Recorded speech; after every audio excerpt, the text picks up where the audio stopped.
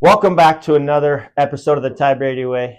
And today we have Stacy Allen on the show. Welcome. Thank you. Thanks for having me. I'm excited to be here and I appreciate the invite. Yeah. So I got to know you through kids sports, right? Yes. And your kids play sports. And one of the things I learned really early, because I sit down and we want to make sure that if we're, as a coach, do I have any issues with kids? Not like medical wise, because I want to make sure they're protected. And I got to coach your son. I think it was maybe his first year, maybe his second year in football. Yeah. And he has CF, which remind me what that is. It's cystic fibrosis. Yeah. Yes, I know. CF is great. Yeah. But you got involved, and you're like, hey, Ty, I just want to let you know this, but you just wanted to make sure that from a mom that your kid had all the chances other kids have. So tell me a little bit about that journey. Yeah. So my youngest, Evan, he has cystic fibrosis, and he was diagnosed at 5 weeks old. So what CF is kind of a background, laying the groundwork here, is it's a lung disease. It's a genetic disease that he's born with. Both McKay, his dad, and I are carriers, and we struck the jackpot with him, right? Okay. So he got both of those genes and has cystic fibrosis.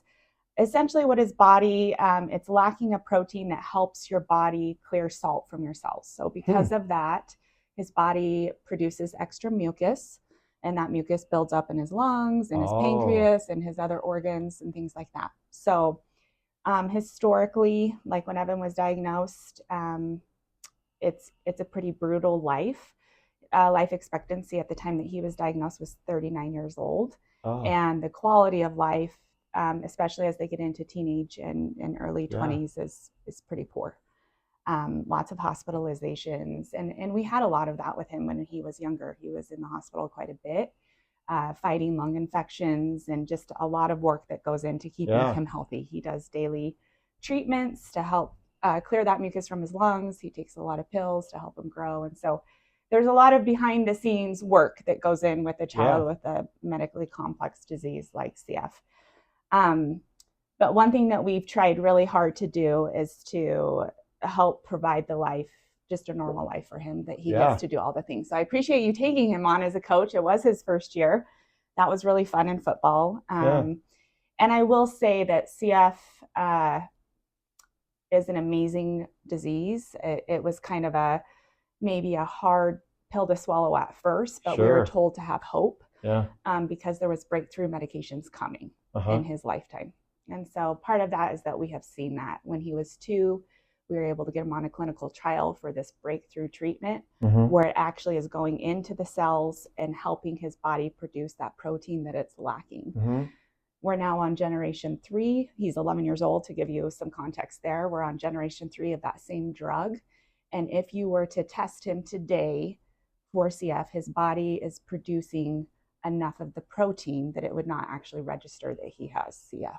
That's amazing. So, that gives me like, wow. It's been absolutely an incredible journey to be on with him. I like to say that CF is one of the greatest stories in medicine right now. So I think about, you say protein, and I think about a lot of these people are getting on these kicks with peptides, and peptides are just protein chains, and they're breaking them up, and people are, growth hormone, weight loss. I mean, I could go on for days. Focus, ADHD, you name it.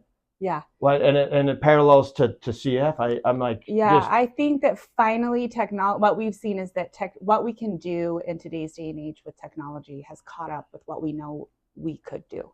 Yeah. And so it's been pretty amazing to see that. We know, like, we can cure CF in the lab. So now it's like, okay, how do we go from these incredibly highly effective modulator treatments to how do we actually cure this disease?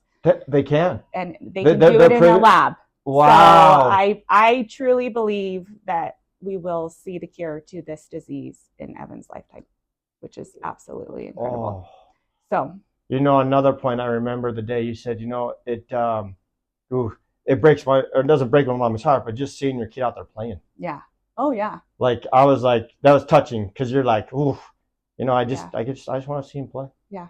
I think to be able, it's the greatest dream, right, of any parent, is just you want your kid to outlive you, and you want their quality of life to be everything that they want and more. You want them to see them live out their dreams. So he loves Yeah. football, and yeah, I mean, every Lacrosse too. time Yeah, lacrosse yeah. player, he's a multi-sport athlete. I mean, we have to pinch ourselves to be like, we didn't think that we would be here today. So we don't ever take that for granted, and we're Yeah. very, very grateful for the advancements, and we'll continue to fight and hope to find a cure for everybody. Such a great kid. Every time I love looking into the little kids' eyes and just seeing the emotion, like, hey, coach, I did that. Or just the excitement of them, making a tackle and, coach, I got it. What it's just, I know. It just like, you're like, oh, yes, yeah, I so passionate. Yeah. Well, thank you to you, to coaching. That's a huge undertaking. It's evolving. So you're you CF, and now you've participated in clinical trials, and I believe you're with support groups, or you help other people like navigate the process. What do you call that? Or yeah, just like, what do I do in the realm of, I think what's cool about CF is that it was built on a foundation of parents who stood up in a time when this disease was found, when there was no treatment, there were no doctors that were doing this disease, and they said, this isn't good enough, right? So that kind of has fueled this culture in CF of, you give back and you leave it better than you found it. So we are where we are because of parents that fought before us, that are still fighting, even though their children have passed from this disease, right? And so our job, what I really consider, is I have to leave it better than I found it for the next generation. And we're seeing that. There's these access to these drugs that are being made available in vitro, or at birth, at a younger age than Evan even received it. And that's what you want. You want to be able to see it. So anyway, yes, the Cystic Fibrosis Foundation is a really wonderful nonprofit organization, and they have chapters all across the United States. And so I am heavily involved in trying to support wherever I can, the programs, fundraising, clinical side of things, whatever it may be, just trying to leave the disease better than I found it, and do my part to give back and continue to build this. What percentage of people does this affect? Like a yearly, or do you know some of those numbers? Yeah, we're growing now, right? But like when he was diagnosed, there's 30,000 people in the US with CF. Okay. But now I think we're up to like 50,000, because people, right, used to be a pediatric disease, and people would unfortunately pass from it. And now I think it was last year that we actually hit, there's now more adults living with this disease than pediatric patients living with this disease, which is incredible to show you that the life expectancy has grown into 50s, 60s, and beyond. So it's pretty cool. So it's an alarming number. Yeah. Yeah. So I think to help transition us to how did I get into this? How did I find you? I was supposed to do that. Okay, well, go ahead if you want. Okay. But I think what we don't talk, I could sit here and talk about the advancements. We could talk about that all day long, right? That's a separate podcast. But I think what got me into insurance, I'm grateful to you, what connected me. What we don't often share, because we want to share the good, is we don't often share insurance is our lifeline. Yeah. When you have a child with a medically complex disease, or you're living with medically complex whatever, insurance is your lifeline. And I remember when he was diagnosed, they just said, you now are dictated by your insurance, right? Like, you can never be without insurance, and you have to have the right insurance. And so what I don't often talk about is the weight that comes from every year is a battle for our family of, every January, do we have the right coverage? Or maybe before, because a lot of people have to select their insurance prior to the beginning of the year. Right. And so these breakthrough medications, they're amazing, right? They're amazing. They're life-changing. You can't put a price on it. Unfortunately, they do come at a very high cost. Trikafta, the current modulator that he's on, is $327,000 a year. Oh. And that is probably one of 20 medications that he's on, right? So it's extremely expensive. And you realize, what I've realized very early on is, unfortunately, the system, it is broken, right? Yeah. I'm sure you've seen that as well. And so what ends up happening is that, does the drug need to be that high? I don't know, but it's like, obviously it's a breakthrough medication. You have that fight going on. Then you have insurance companies saying, we cannot continue to support this level of cost for these high high cost drugs, right? Something Mm-hmm. has to give. Yeah. And that's really the war that leads to the families put in the middle Yes. of, okay, well, we need treatment. You have insurance doing everything possible to say, how do we can't continue to sustain this, which I Yeah. get. At the same time, you have drug companies saying, well, we're first to market. This is a breakthrough drug. It added decades to your child's life. That comes at a cost, which I also get. Unfortunately, families too often are put in the middle. In the So middle. that is where we find ourselves every year. So, my what I've realized getting into this industry is there's a huge need for understanding the language, understanding what goes into what's needed for insurance coverage, right? Yeah, above and beyond just CF. Maybe it's another disease. Maybe it's another life-saving drug for a kid that needs this, or you just Yeah. important. So every year it feels a little bit like a whack-a-mole Yeah. game, right? Yeah. Like it's never clean. It's Yeah. like, okay, it's a whack-a-mole game. What's coming up this year? And every year it's something. And it usually involves insurance in some way. Mm-hmm. So that's when I reached out to you. So Yeah, because you were doing the work, but yeah, not. I mean, insurance agents get paid by the insurance company. Let me make that very clear. So we get paid by the insurance company. It doesn't cost you any money, right. and whether you buy online, over the phone, or through the mail. But you were doing all the work, and somebody else was getting paid, but yet you were doing all the work. And so then you're like, hey, what about this insurance? Can I do this? Right? Yeah, yeah, yeah. It gets a little tricky. I had an agent, and it's all agents are wonderful. Well, I shouldn't say that. The agent I had was wonderful. But until you walk the walk and you talk the talk, you really don't get it. Yeah. And it's not just CF. It's any medical complex disease you're living with or situation you're living with. It's like, it's a unique language that only you can speak. And Yeah. so what became pretty clear was like 2 years ago was I need to figure this out for my family. I can no longer rely on somebody else to understand the complexities of what are the laws, what are we able to do and not do, What and leverage do you have? what leverage do I Who have? do I have to call? My congressman? What is right? Yeah, because what ended up happening is insurance companies said, we're going to drop these highly effective modulators. We can no longer afford them to be on our formulary. And it was like, wait, can you do that? Yeah. Yeah. So that's kind of what sparked this. Or what's there an alternative? Yeah. What's our options? Yeah, what are our options? So I just realized early on, okay, I can't rely on somebody else.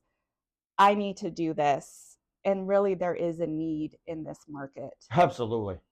For people like me who truly understand it and want. So my desire to do it was born out of a need. And I'm grateful to you to say, yeah, let's go do it. Yeah, you can totally do it, Stace. And I was like, can I? I don't know. And you're like, yes, you can. No, that's it's funny because we were talking, like you asked that question, like, I'm like, yeah, you could do it. It's not that hard, but I mean, it's like, you just got to do it. I mean, it's not like, I couldn't prepare you for everything. I could prepare you like, here's contracting, here's this. Yeah. You know more about some of the stuff on the back end than I do, but I mean, it was just, yeah, you can do it. Yeah. Yeah. And primarily a stay-at-home mom before you said, hey, I'm going to jump in with both feet. And you did. I did it. Yeah, I did it. And I was terrified, but I'm grateful for the opportunity. And one thing I appreciate is, I really wanted to own my book because my book is my family. Yeah. My people are my people. They're my family. And so I appreciate you providing that opportunity. And it's been really great. So here's anybody listening to the show, and it's been. And one of the things you said, you're like, I just want to be able to pay for my own LASIK. Did you notice my glasses? I'm going in Friday. Oh, that's awesome! I did it. Yes. Yeah. So she's like, I just want to pay, but you did it in like 4 months. I mean, the short period of time, right? Yeah. You have enough money to pay for your LASIK. Yeah, and I don't do it for the money. I did it because of the need. And so that's where... That's a byproduct. I know. I may be a little bit unique in that sense, and it drives my husband crazy because I'm like, I'm really not doing it for the money. I'm doing it to just help navigate families. And if somebody's getting paid, so I might as well try to do it, I can tell you when I talk to you and the people that I know that you help, it comes through. Oh, thank you. Hold on, wholeheartedly. Thank you. Yeah. So you get to pay for your LASIK, and you said something. You're like, hey, Ty, I can't tell you what my next thing is. Can you tell me what your next objective is? My next goal, well, yes, I'm going in Friday for my scan, so I'm grateful for that. I think part of it was I've been very honest. We have very high medical costs. Oh, yeah, I never, yeah, it's And true. so we hit our out of pocket in January every year. And so part of my goal with being able to do this is to be able to help support those medical costs by doing insurance, right? Covering my insurance costs by doing insurance. Wow, that's another one. That's deep. Yeah. I mean, because so most deductibles are $5,000 or maybe 10 grand family max, and yeah, you're gonna hit that. I never thought about that. Yeah, yeah. But it's been great, and so it's been awesome to try to help support my family in that way as kind of a side thing that I can do, and I didn't have to stop some of the other things that I love as well. So to me, this has been a great add-on that will continue to grow as my life allows more time to do it.